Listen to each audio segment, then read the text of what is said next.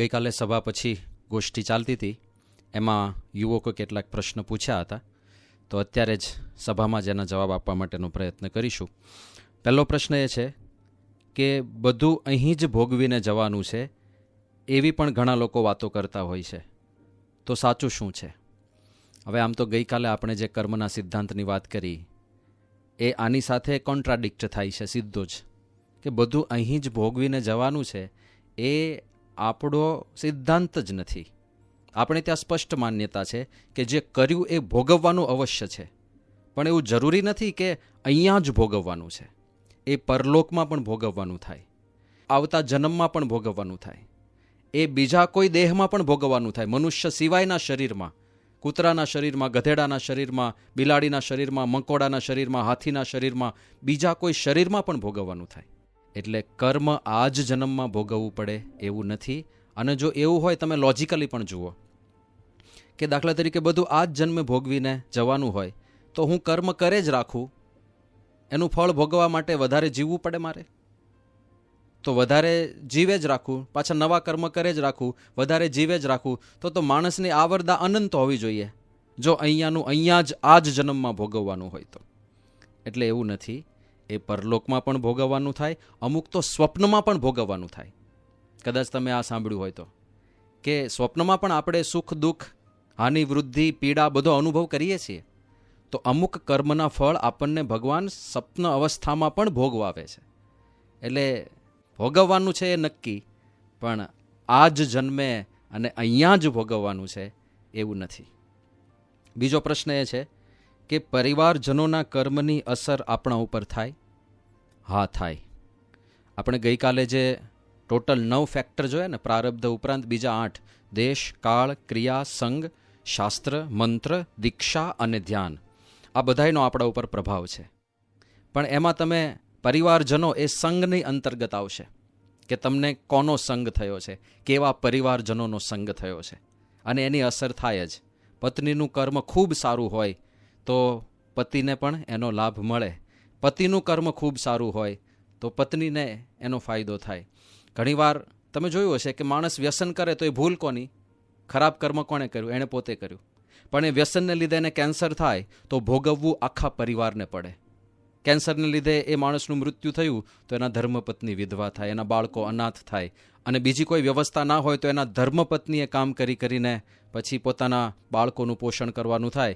તો ભૂલ તો પેલા વ્યક્તિની હતી જેણે વ્યસન કર્યું, પણ આખા પરિવારને ભોગવવાનું થયું ને, સંગે કરીને.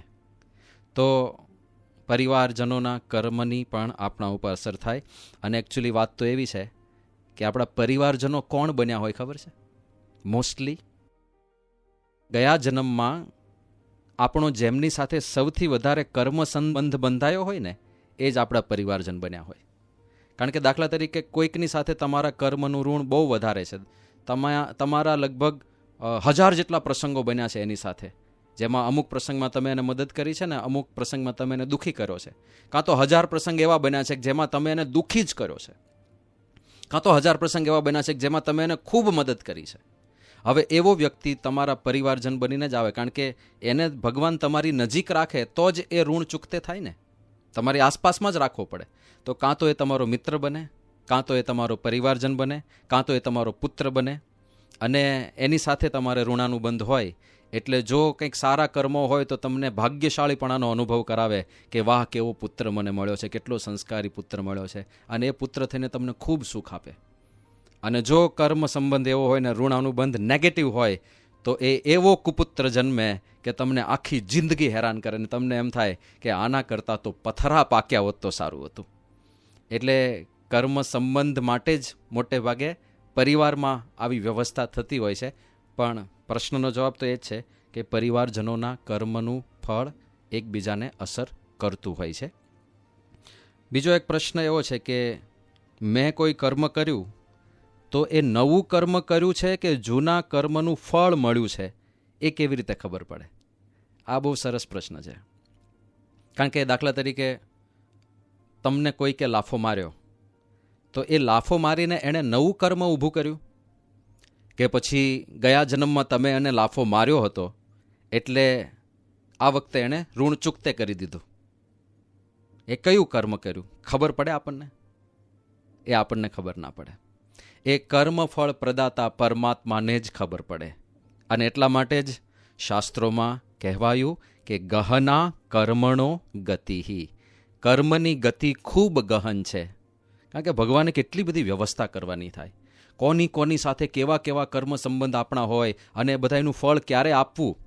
આપણે જે 3 વિભાગ જોયા ને, ક્રિયમાણ, સંચિત અને પ્રારબ્ધ, તો એ બધું અંદર મિક્સચર હોય છે. સંચિત એટલે સ્ટોક પડ્યો જ રહે, અને પ્રારબ્ધ બન્યા પછી સંચિતમાં કાંઈ અસર જ ના થાય એવું નથી.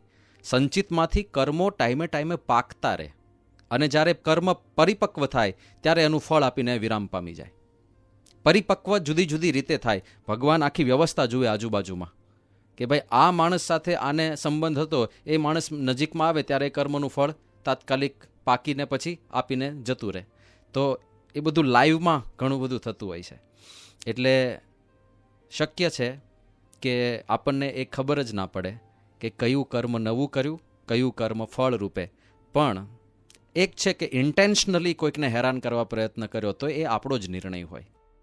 બાકી ભગવાનને ફળ અપાવવાનું હોય ને તો આપણને ઘણીવાર નિમિત્ત બનાવી દે અને આપણને ખબર પણ ના પડે. દાખલા તરીકે તમે ડ્રાઈવ કરીને જતા હો અને ઊંઘ આવી જાય, એ તમારા હાથમાં નહોતું, એ આવી ગયું ઝોંકું.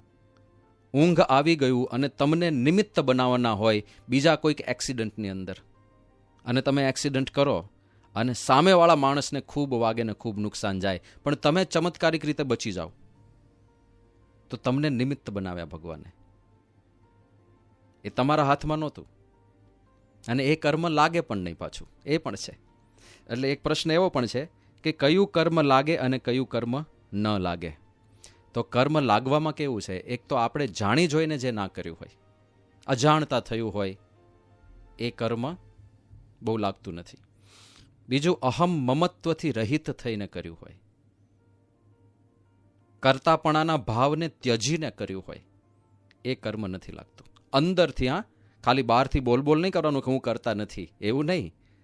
પણ તમે ખરેખર ના માનતા હો કે હું કરતા નથી, કરતા હરતા તો પરમાત્મા જ છે, એવું 100% અંદરથી માનતા હોઈએ તો કોઈ કર્મ અડી ના શકે. બીજું, અનાસક્તપણે કર્યા હોય કર્મ, કર્મફળની અપેક્ષા વગર, અને કેવળ ભગવાનની પ્રસન્નતા માટે કર્યા હોય, તો ભગવાન સ્વામિનારાયણે કહ્યું કે કર્મ માત્ર ભક્તિરૂપ બની જાય છે. એટલે એવા કર્મ પણ આપણને લાગતા નથી. અને કર્મ લાગવા ન લાગવામાં તીવ્રતા પણ બહુ અગત્યની છે, ભાવના પણ બહુ અગત્યની છે. દાખલા તરીકે કોઈકને મારી નાખે તો ખૂનનું કર્મ લાગે, અમુક કેસમાં લાગે, અમુક કેસમાં ના પણ ના લાગે. ભાવના શું છે? દાખલા તરીકે ઘણીવાર કર્તવ્યની ભાવના હોય. ભારત દેશનો સૈનિક યુદ્ધ ફાટી નીકળે અને પાકિસ્તાનના સૈનિકને મારી નાખે. કઈ ભાવના છે? કર્તવ્યની ભાવના છે. મારા દેશની રક્ષા કરવી એ મારું ઉત્તરદાયિત્વ છે, મારો ધર્મ છે, મારું કર્તવ્ય છે. તો એ પાપ એને નથી લાગવાનું. પણ કોઈક કાતિલ હોય, એ કોઈકને છરો મારી દે, મારી નાખવાના ભાવથી છરો મારી દે, પણ છતાં પેલો મરે નહીં ને બચી જાય, પણ એની ભાવના મારી નાખવાની હતી, તો એને મારી નાખવાનું જ પાપ લાગે. અને ડૉક્ટર બચાવવા માટે, પેશન્ટને બચાવવા માટે ઓપરેશન કરે અને કદાચ સંજોગો વશાત પેશન્ટ મરી જાય, ડૉક્ટરના હાથે જ મર્યો ને, પણ છતાંય ડૉક્ટરની ભાવના શું હતી? બચાવવાની ભાવના હતી. તો એને મારવાનું ફળ ના લાગે, એને બચાવવાનું કર્મ લાગે ઉલટાનું. એટલે ભાવના, તીવ્રતા, એ બધા ફેક્ટર કર્મ લાગે અને ન લાગે એમાં કામ કરતા હોય છે.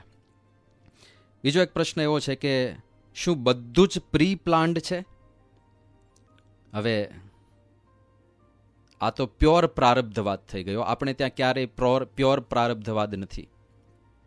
બધું જ પ્રી પ્લાન્ડ છે ને આપણે ખાલી પપેટ છીએ, આપણે ખાલી કઠપુતલી છીએ, એવું નથી. ભગવાને ફ્રી વિલ આપી છે. અત્યારે શું કરવું એ આપણા હાથમાં જ છે. કોઈકને અપશબ્દો કહેવા કે ન કહેવા નિર્ણય આપણો છે. શું જોવું શું ના જોવું નિર્ણય આપણો છે. શું બોલવું શું ના બોલવું નિર્ણય આપણો છે. તો કેવી રીતે આપણે કહી શકીએ કે બધું પ્રી પ્લાન્ડ છે? ના ના ના ના, જે કર્યું એનું ફળ મળશે, પણ બધું જ પ્રી પ્લાન્ડ નથી. ગઈકાલે આપણે જોયું ને કે પ્રારબ્ધ સાથે આપણું ક્રિયમાણ, અત્યારે આપણે શું કરીએ છીએ, એ બંને ભેગું થઈ જાય છે. અને કર્મફળ પ્રદાતા પાછા ભગવાન છે. એટલે ટૂંકમાં કહીએ તો પ્યોર પ્રારબ્ધવાદી ન થવું કે બધું પ્રારબ્ધથી જ થાય છે, એવું નથી. પુરુષાર્થ પણ કામ કરે છે. પ્યોર પુરુષાર્થવાદી પણ ન થવું, કારણ કે તો પણ પ્રશ્ન થશે, પુરુષાર્થ કરવા છતાં જ્યારે પરિણામ નહીં મળે, જ્યારે ફળ નહીં મળે અને તમારા કરતાં ઓછા પુરુષાર્થ કરનારને તમારા કરતાં અનેક ગણું વધારે ફળ મળશે, ત્યારે પ્રશ્ન થઈ જશે કે મારો પુરુષાર્થ કેમ ફળતો નથી? તો પુરુષાર્થ અને પ્રારબ્ધ અને પાછી એમાં ભગવાનની ઈચ્છા, જો કે આ પ્રારબ્ધ એ ભગવાનની ઈચ્છા જ છે, એમાં ભગવાનની ઈચ્છા ભળે એટલે પુરુષાર્થ કરવો. નટશેલમાં આટલું જ છે, પુરુષાર્થ સારામાં સારો કરવો પણ ફળ ભગવાન ઉપર છોડી દેવું. બસ આટલું જ છે. પછી એક પ્રશ્ન એવો છે કે શક્ય છે કે અમુક નિર્ણયો ભગવાન જ પ્રેરે જેમાં આપણે ભોગવવાનું હોય? એટલે હમણાં વાત કરી ને, ગહના કર્મણો ગતિહિ, ભગવાન ક્યારે કોને નિમિત્ત બનાવે એ આપણને ખબર ના પડે. શક્ય છે અમુક નિર્ણયો ભગવાન પ્રેરી પણ શકે. ગહના કર્મણો ગતિહિ, આપણને ખબર ના પડે કે કયું નવું કર્મ છે, કયું ફળ ભોગવવા માટે ભગવાને કરાવડાવ્યું, એ આપણા હાથમાં નથી. પછી એક પ્રશ્ન છે, સારા કર્મ પણ બંધનકારી છે તો મુક્તિ કેવી રીતે થાય? એટલે આમ જોઈએ ને તો સત્કર્મ, પ્યોર સત્કર્મ, જેમાં ભગવાન કે સંતનું કાંઈ ઇન્ટરફિયરન્સ ના હોય, એ પ્રકારનું સત્કર્મ. જેમ કે દુનિયામાં ઘણા બધા માણસો એવી મતિવાળા હોય છે કે અમે કોઈને હેરાન કરતા નથી, અમે કોઈને રંજાડતા નથી, અમે કોઈને દુઃખી કરતા નથી, અને અમે લોકોને મદદ કરીએ છીએ, ગરીબોને સહાય કરીએ છીએ, અનાથ બાળકોને ભણાવીએ છીએ, તો પછી અમારે ભગવાન ભજવાની શું જરૂર? અમે સત્કર્મ તો કરીએ જ છીએ. તો સત્કર્મ કરે છે બહુ સારી વાત છે, એ ખાલી ધર્મની વાત છે ને. ધર્મ, અર્થ, કામ અને મોક્ષ, જે 4 પુરુષાર્થ છે ને, એમાંથી કોઈ પણ વ્યક્તિ સત્કર્મ કરે ને, એ ધર્મ છે, એ સારું કામ છે. એ સત્કર્મનું સારું ફળ ભોગવવા માટે એ આવતા જન્મમાં પાછો આવશે અને ખૂબ સમૃદ્ધિ મળશે, ખૂબ લોકોનો સહકાર મળશે, ખૂબ પ્રસિદ્ધિ અને કીર્તિ મળશે. બધું એના કર્મના પ્રતાપે થશે. પણ એ સારું કર્મ પણ બંધનકારી છે. એ સોનાની બેડી છે, પણ છે તો બેડી જ. કેમ કે જન્મ મરણ નથી ટળતું. આ સંસારમાં પાછું તો આવવાનું જ છે. અને એકવાર આ સંસારમાં આવ્યો એટલે 100% પ્રોબેબિલિટી છે કે એ કાંઈક ખોટું કામ કરી બેસશે. અને જેટલો મોટો માણસ, દાખલા તરીકે બહુ સારું કામ કર્યું હોય તો એને બહુ પ્રસિદ્ધિને બહુ મોટો માણસ બને. અને જેટલો મોટો માણસ એટલું જો ખોટા રસ્તે ચડ્યો ને તો પાપ પણ મોટા મોટા કરે. એટલે જેટલો પુણ્યશાળી હતો એટલો જ પાપી બની જાય બીજા જન્મમાં, અને આ ચક્ર પૂરું ના થાય. તો આ કર્મફળ, સારાનું સારું કર્મ, નરસાનું નરસું કર્મ, આ ચક્ર પૂરું ક્યારે થાય? કર્મનું છેદન કે ભેદન કે કર્મને બાળીને ભસ્મ કરી શકે એવી કઈ શક્તિ છે? ત્યાં ભગવાન અને ભગવાનના સાચા સંત આવે છે, ત્યાં ભગવાન અને ગુરુ પિક્ચરમાં આવે છે. એ એટલી મોટી વસ્તુ છે કે કર્મને બાળી શકે, બાકી નથી બળતા કર્મ. હા, બ્રહ્મવૈવર્ત પુરાણમાં કહ્યું છે કે અવશ્યમેવ ભોક્તવ્યમ કૃતમ કર્મ શુભાશુભમ. શુભ અને અશુભ કર્મ જે આપણે કર્યું હોય એ અવશ્યમેવ ભોક્તવ્યમ, 100% ભોગવવું જ પડે. અને પછી કહે છે ના ભુક્તમ ક્ષીયતે કર્મ, જે કર્મ ભોગવવાનું બાકી હોય એ ક્યારે નાશ નથી પામતું. કલ્પ કોટી શતેરપી, કોટી કોટી કલ્પ વીતી જાય. એક કલ્પ એટલે 8 અબજ અને 64 કરોડ વર્ષ. એવા કોટી કલ્પ વીતી જાય તો પણ જે કર્મ ભોગવવાનું બાકી છે એ ક્ષીણ નથી થતું, એનો નાશ ક્યારેય નથી થતો, એ એનું ફળ આપે જ છે. તો પ્રશ્ન એ છે કે તો આ કર્મ ફળમાંથી મુક્તિ કેવી રીતે મળે? ત્યાં ભગવાન આવે છે. ભગવાન જ આ કર્મ ફળમાંથી આપણને છોડાવી શકે. એમનો આશરો, એમની શરણાગતિ એ જ ઉપાય છે, બીજો કોઈ ઉપાય નથી. વરતાલના 14માં ભગવાન સ્વામિનારાયણે અદ્ભુત વાત કરી છે કે ઘણીવાર બહારથી આપણને પાપી દેખાતો હોય, પણ જો એને ભગવાનનો કે સંતનો હૈયામાં ગુણ આવી ગયો ને કે આ બહુ સારા કાર્ય કરી રહ્યા છે, આ સંત બહુ મહાન છે, આ પરમાત્મા બહુ મહાન છે, ભગવાનને સંતનો હૈયામાં ગુણ આવી ગયો, તો શ્રીજી મહારાજ કહે છે કે એના પાપ બધા બળીને ભસ્મ થઈ ગયા છે. ભલે એ બહારથી પાપી જેવો દેખાય પણ એ પુણ્યશાળી છે. અને ઘણીવાર બહારથી બહુ પુણ્યશાળી દેખાતો હોય પણ એણે જો ભગવાન કે ભગવાનના સાચા ભક્તનો દ્રોહ કરી દીધો હોય ને તો એના સત્કર્મના બધા પુણ્ય બળીને ભસ્મ થઈ ગયા હોય અને પાપ લાગ્યું હોય, મહાપાપ લાગ્યું હોય. કારણ કે ભગવાન અને ભક્તનો દ્રોહ એ મહાભયંકર પાપ શાસ્ત્રોએ ગણાવ્યું છે. અને મુક્તિનો ઉપાય જો વાત કરીએ તો મધ્યના 21માં ભગવાન સ્વામિનારાયણ એવી વાત કરે છે કે આ વર્ણાશ્રમના જે ધર્મ છે ને, સત્કર્મ, એનું ફળ તો ધર્મ, અર્થ અને કામ ઉપર છે. બહુ સત્કર્મ કર્યું તો તમને સારા પૈસા મળશે અને સારા પૈસાના ઉપયોગથી તમે વિષય ભોગ કરી શકશો. મોક્ષ માટે શું છે? તો મધ્ય 21માં ભગવાન સ્વામિનારાયણ કહે છે, મોક્ષ માટે તો ભગવાનને સર્વ કરતા હરતા સમજવા એ જ છે. એટલે ભગવાન આવ્યા, ભગવાનની નિષ્ઠા આવી, સ્વરૂપ નિષ્ઠા આવી. ભગવાનની સ્વરૂપ નિષ્ઠા વગર ક્યારેય કર્મ બળે નહીં. અને એ જ વાત ઉપનિષદો કરે છે. ભિદ્યતે હૃદય ગ્રંથિ છિદ્યંતે સર્વ સંશયા ક્ષીયંતે ચાસ્ય કર્માણી તસ્મિન દૃષ્ટે પરાવરે. મુંડક ઉપનિષદનો આ મંત્ર છે. જ્યારે તસ્મિન દૃષ્ટે પરાવરે અક્ષરાતીત એવા પરબ્રહ્મ પુરુષોત્તમ ભગવાનનો સાક્ષાત્કાર થાય ત્યારે શું થાય? પહેલી વાત કરી, ભિદ્યતે હૃદય ગ્રંથિ. હૃદય ગ્રંથિ ભેદાઈ જાય. હૃદય ગ્રંથિ એટલે આપણી વાસના, આપણી આસક્તિથી મુક્ત થઈ જઈએ આપણે. એટલે કેટલા સુખિયા થઈ જઈએ. દુઃખ આસક્તિના જ છે ને. જોઈએ એ વસ્તુ મળતી નથી અને જે મળેલી છે એ ગમતી નથી. એ આસક્તિના જ પ્રશ્નો છે. ભિદ્યતે હૃદય ગ્રંથિ, આસક્તિ શૂન્ય થઈ જાય. છિદ્યંતે સર્વ સંશયા. જે કાંઈ સંશયો અધ્યાત્મ માર્ગે થતા હોય છે ને, આપણે ઘણી બધી કથા વાર્તા સાંભળીએ, પણ નાના નાના સંશયો તો રહ્યા જ કરે. સારું, આ બધું સાચું હશે કે નહીં હોય, ખરેખર પરલોક જેવું કાંઈ હશે કે નહીં હોય, એ જેટલા પણ સંશયો હોય એ બધા સંશયો છેદાઈ જાય. અને ક્ષીયંતે ચાસ્ય કર્માણી. આ અદ્ભુત વાત કરી દીધી. જે કર્મો ક્યારેય બળતા નથી એ બળી જાય જો ભગવાનનો સાક્ષાત્કાર થાય તો. ક્ષીયંતે ચાસ્ય કર્માણી. આના કર્મો પણ બળીને ભસ્મ થઈ જાય છે. એટલે મોક્ષ માટે પરમાત્મા, પણ પરમાત્માની જેમ જ મોક્ષ માટે સાચા સંતનું એડ્રેસ પણ શાસ્ત્રોએ આપ્યું છે. દાખલા તરીકે શ્રીમદ ભાગવત મહાપુરાણમાં જ્યાં મોક્ષનો પ્રશ્ન પૂછાયો, કપિલદેવજી ભગવાનનો એક અવતાર છે અને એમના માતા દેવહૂતિ વચ્ચેનો સંવાદ આવે છે શ્રીમદ ભાગવતમાં. અને ભગવાન સ્વામિનારાયણને જ્યારે મોક્ષનો પ્રશ્ન પૂછાયો પ્રથમના 54માં વચનામૃતમાં કે પ્રભુ મોક્ષ કેવી રીતે થાય, ત્યારે એમણે આ જ સંદર્ભ આપીને કહ્યું છે કે કપિલદેવજી ભગવાને એમના માતા દેવહૂતિને કહ્યું કે મોક્ષ કેવી રીતે થાય. પ્રસંગમજરમ પાશમાત્મનઃ કવયો વિદુઃ સ એવ સાધુ શુક્રુતો મોક્ષદ્વારમ અપાવૃતમ. કે જેવી પોતાના સંબંધીજનો સાથે પ્રીતિ અને આત્મબુદ્ધિ છે, સ્વજનપણાનો ભાવ છે, એક સાહજિક પ્રેમ છે, બસ એવો જ સ્વજનપણાનો ભાવ અને સાહજિક પ્રેમ ભગવાનના સાચા સંતમાં થઈ જાય તો મોક્ષનું દ્વાર ઉદ્ઘાટિત થઈ જાય છે. એટલે એવા સંત એ પોતે સાક્ષાત મોક્ષનું દ્વાર છે. આ માયામાંથી છૂટવાનો દરવાજો કોઈ હોય તો એ સાચા સંત, સાચા ગુરુ છે. હવે ઘણીવાર દુનિયાની અંદર લોકોને થોડા ખોટા ગુરુ ભટકાઈ ગયા હોય ને, એટલે ગુરુ માત્રમાંથી વિશ્વાસ ઉઠી જતો હોય છે. પણ એ વિશ્વાસ નથી ઉઠાડવાનો, કારણ કે શાસ્ત્રો ગુરુનો અપરંપાર મહિમા ગાય છે. ત્યાંથી શ્રદ્ધા ઉઠાડવાની નથી, ખાલી ગુરુને તપાસવામાં, ગુરુને ઓળખવામાં બુદ્ધિ વાપરવાની છે. જેને તેને ગુરુ ના બનાવી બેસાય, ખાલી ભગવા વસ્ત્રોથી પ્રભાવિત ના થઈ જવાય.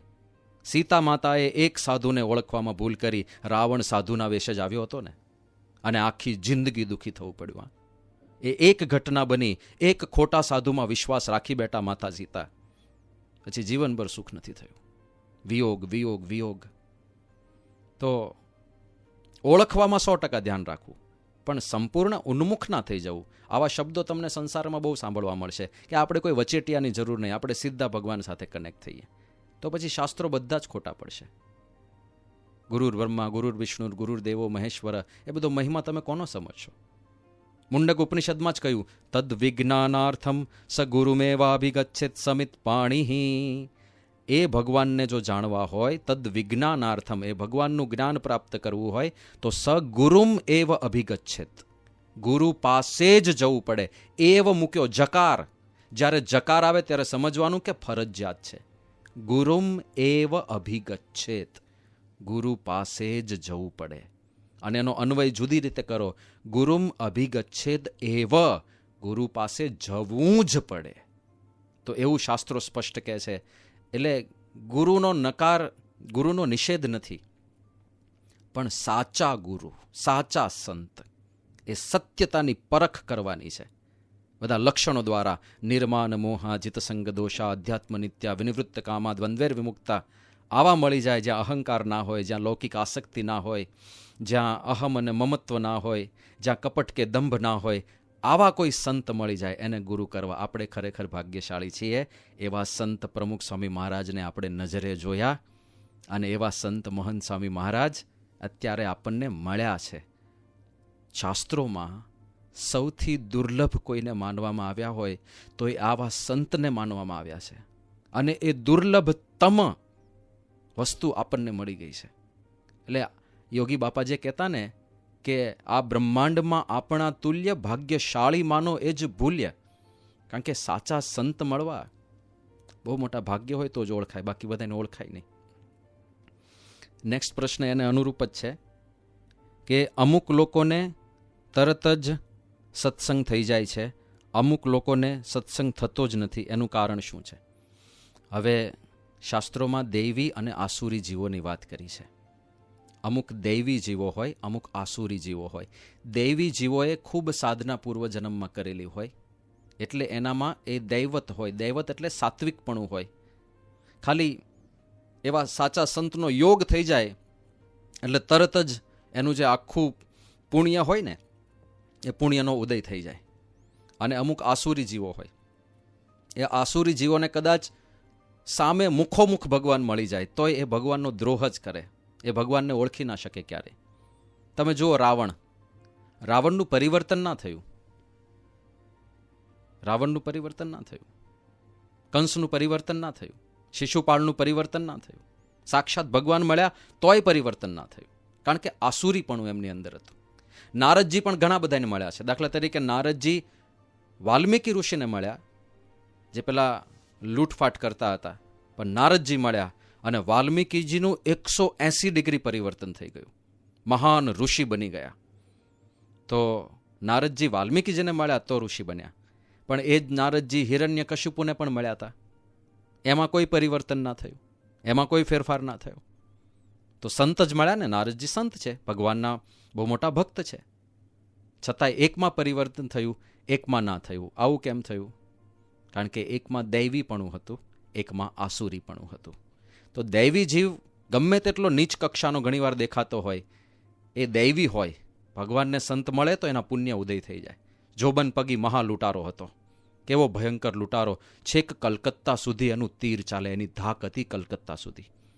પણ ભગવાન સ્વામિનારાયણ મળ્યા તો એવા ભક્તરાજ બન્યા, ભક્તરાજ જોબન પગી તરીકે ઓળખાય. અને ભગવાનમાં એવી પ્રીતિ બંધાય કે ભગવાનનું સ્મરણ ભૂલાઈ જાય તો પ્રાણ પંખેરું એમનું ઉડી જાય, ત્યાં સુધીની પ્રીતિ બંધાઈ ગઈ. તો બહુ મહાન ભક્ત. પણ એની સામે અમદાવાદનો સૂબો, વડોદરાનો દિવાન, એ બધા પણ હતા.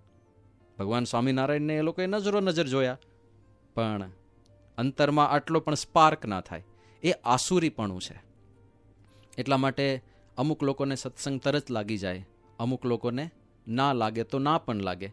પણ કાયમી કોઈ દૈવી કે આસુરી નથી હોતું. વધારે આસુરીપણું આવે છે જ્યારે તમે કોઈ મહાન વ્યક્તિઓને દુખવો. ભગવાન સ્વામિનારાયણે કાર્યાણીના બીજામાં કહ્યું છે કે આસુરી બુદ્ધિ ક્યારે થાય? તો એમણે કહ્યું કે લોકમાં કહેતા નથી કોઈનો ફિટકાર લાગ્યો છે આને. પછી એમણે શું વાત કરી કે એક તો ગરીબને દુખવ્યો હોય, ગરીબને કલ્પાવ્યો હોય. ગરીબ એટલે જેનો સ્વભાવ ગરીબ હોય, બિચારો લાચાર માણસ હોય, અને એને તમે વધારે દુઃખ આપો સામેથી, ઇન્ટેન્શનલી, અને એના મનમાંથી હાય નીકળી ગયો હોય કે હાય હાય, આવા માણસો. અને એ હાય છે ને એ શાપ રૂપે લાગતી હોય છે. પછી બીજી વાત ભગવાન સ્વામિનારાયણ કરે છે કે મા બાપને દુખવ્યા હોય અને મા બાપના મનમાંથી હાયકારો નીકળી ગયો હોય. અને ત્રીજી વાત એમણે કરી કે એવા સંતનો દ્રોહ કરી દીધો હોય, ભગવાનના ભક્તનો દ્રોહ કરી દીધો હોય. તો એ જે હાય લાગે છે ને એનાથી માણસની મતિ આસુરી થઈ જાય છે. જો ને જય અને વિજય ભગવાનના પાર્ષદો હતા, પણ સનકાદિક ઋષિનો દ્રોહ કર્યો તો 3 જન્મ અસુરીઓનીમાં લેવા પડ્યા ને. દંતવક્ત્ર, શિશુપાળ, રાવણ, કુંભકર્ણ અને હિરણ્યકશિપુ ને હિરણાક્ષ, આ 3 જન્મ લીધા આસુરી શરીરમાં. ભગવાનના ભક્તો જ હતા, જય અને વિજય, ભગવાનના વૈકુંઠમાં દ્વારપાળ હતા. પણ સંતનો દ્રોહ થયો તો એ પાપ બહુ મોટું લાગે છે. એટલે એ બધામાં ધ્યાન રાખવાનું છે, એવું કાંઈ ના થઈ જાય આપણાથી. અને એટલા માટે જ ભગવાન સ્વામિનારાયણે આપણને બધાને તો એક આજ્ઞા રોજ એક દંડવટ અધિક કરવાની કરી. રોજ આપણા નિત્ય નિયમના 5 દંડવટ પૂજામાં કરતા હોઈએ તો આપણને મહારાજે આજ્ઞા કરી કે એક દંડવટ અધિક કરજો, કે જાણે અજાણે કોઈ ભક્તનો દ્રોહ થઈ ગયો હોય, કોઈ ભક્તનું અપમાન થઈ ગયું હોય તો એનું નિવારણ કરજો. હે પ્રભુ, મને માફ કરી દેજો, કારણ કે બહુ મોટું પાપ હોય છે. પછી એક પ્રશ્ન છે, ભક્તોને પણ પ્રારબ્ધના દુઃખ આવે? હા, ભક્તોને પણ પ્રારબ્ધના દુઃખ આવે. ભગવાને ગુણાતીતાનંદ સ્વામીએ એમની વાતમાં કહ્યું છે કે પ્રારબ્ધ તો ભોગવવું પડશે, કારણ કે આપણે જે કરેલું છે એ તો શૂન્ય કેવી રીતે થઈ જાય, એ તો ભોગવવું જ પડે. પણ ભગવાન સ્વામિનારાયણે એક કન્સેશન આપણને આપી દીધું કે ભગવાનના ભક્ત હોય, ખરેખર આ ભક્ત, તો એનું શૂળીનું દુઃખ પરમાત્મા કાંટે કરીને ટાળતા હોય છે. અને એવા સંત પાસે પણ એ સામર્થ્ય છે કે શ્રીજી મહારાજે કહ્યું કે એવા સંતના પ્રતાપે ગમે તેવું તેના માટે વિઘ્ન આવનારું હોય તો પણ એ ટળી જાય છે, અને ગમે તેવા ભૂંડા પ્રારબ્ધ હોય તે પણ રૂડા થાય છે જો એવા સંત રાજી થઈ જાય તો એ કન્સેશન આપે આપણને, પણ 100% પ્રારબ્ધ ભૂસી નથી નાખતા. એટલે ભગવાનના ભક્તોને દુઃખ આવે. બીજું, ભગવાનના ભક્તને ખાલી પ્રારબ્ધના દુઃખ નથી આવતા, અમુક અજ્ઞાનના દુઃખ હોય છે. આપણને આખું ચિત્ર સ્પષ્ટ ના હોય એટલા માટે આપણે એને દુઃખ માનતા હોઈએ છીએ, એ દુઃખ હોતું જ નથી. બીજું, આપણને ઘણીવાર શુદ્ધ કરવા માટે દુઃખ આપે, તાવવા માટે. જેમ સોનાને શુદ્ધ કરવું હોય તો એને ધગધગાઈને ગરમ કરવું પડે, આખું ઓગાળી નાખવું પડે, પછી એનું શુદ્ધિકરણ થાય. એમ આપણને બધાઈને આપણા અંતરની મલિનતા ટાળીને ભગવાન એમના ધામમાં બેસાડવાના છે. અપુનરાવૃત્તિ લક્ષણ એમનું ધામ છે, પછી ક્યારે પૃથ્વી પર આવવાનું નથી. એમણે એમના અક્ષરધામ વિશે આ વાત કરીને કે જેહ ધામને પામીને પ્રાણી પાછું પડવાનું નથી રે. જે ધામને પામીને ક્યારેય પાછું નથી પડવાનું, એ ધામમાં મારે લઈ જવા છે, શુદ્ધ કરીને જવું પડે. તો આપણું અંતઃકરણ શુદ્ધ કરવા માટે ઘણીવાર એ આપણને દુઃખ આપતા હોય છે, આપણી કસોટી કરવા ઘણીવાર આપણને દુઃખ આપતા હોય છે. તો દર વખતે પ્રારબ્ધના દુઃખ નથી હોતા, પણ આપણે હંમેશા રાજી રહેવું કે ભગવાન ક્યારેય મારું અહિત નથી કરવાના. કાં તો મારું અંતઃકરણ શુદ્ધ કરશે, કાં તો મારું ભૂંડું પ્રારબ્ધ એ ટાળી દેશે, અને કાં મને એકદમ ચોખ્ખો કરીને એમના ધામના સુખે સુખ્યો કરવા માટે એ મારી કસોટી કરી રહ્યા છે, એના માટે દુઃખ આવે છે. એવી સમજણ રાખીને હંમેશા પ્રસન્ન રહેવાની વાત છે. તો આટલા પ્રશ્નો હતા. તો જે કાંઈ વાત થઈ તે આપણા સૌના અંતરમાં સ્થિર થાય, અને આપણને એવા સાચા ગુરુ મળ્યા છે, સાચા સંત મળ્યા છે, એમની યથાર્થ આપણને ઓળખાણ થાય, એમનો નિશ્ચય આપણને થાય, અને એમની જે આજ્ઞા છે એ આજ્ઞા પાળીને આપણે પરમ શુદ્ધ થઈને ભગવાનના ધામના અધિકારી બની શકીએ. એ જ એમના ચરણોમાં પ્રાર્થના કરીએ.